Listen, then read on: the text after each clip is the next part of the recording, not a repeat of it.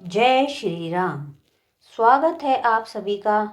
आइए चलते हैं एक साथ इस पवित्र यात्रा पर, जहां हम आपको श्री राम के अद्वितीय चरित्र और उनके समय की अनमोल घटनाओं को बताएंगे। चारों राजकुमारों के जन्म के साथ ही अयोध्या उत्सव में डूब गई। उनमें भगवान राम भगवान विष्णु के अवतार थे, लक्ष्मण शेषनाग के अवतार थे, वहीं भरत और शत्रुघ्न क्रमशः भगवान विष्णु के सुदर्शन चक्र और शंख के अवतार थे। जब चारों राजकुमार थोड़े बड़े हुए तो राजा दशरथ ने अपने पुत्रों की उचित शिक्षा देने के लिए महर्षि वशिष्ठ के पास भेजा। महर्षि ने चारों राजकुमारों को वेद, धनुर्विद्या, राजनीति और धर्म के ज्ञान में निपुण बना दिया। शिक्षा प्राप्त कर चारों राजकुमार अयोध्या वापस लौट आए। इसी बीच महर्षि विश्वामित्र अपनी तपस्या के लिए वनों में निवास कर रहे थे।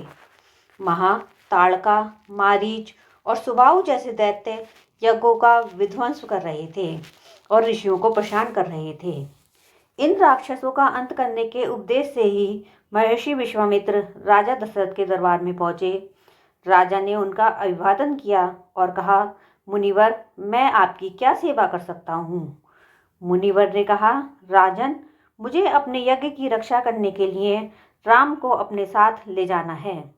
राजा दशरथ पहले तो हिचकिचाते हैं, परंतु बाद में महर्षि वशिष्ठ के समझाने पर भारी मन से अपने दोनों पुत्रों राम और लक्ष्मण को महर्षि विश्वामित्र के साथ भेज देते हैं।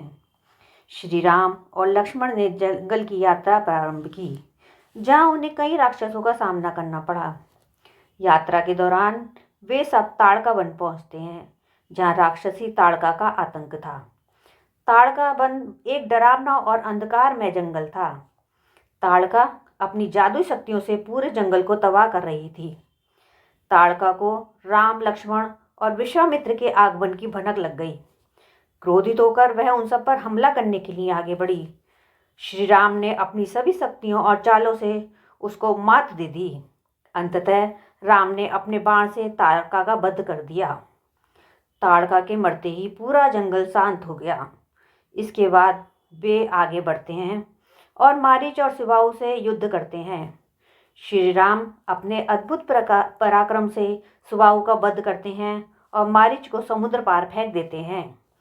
इस प्रकार महर्षि विश्वामित्र का यज्ञ सफलतापूर्वक संपन्न होता है।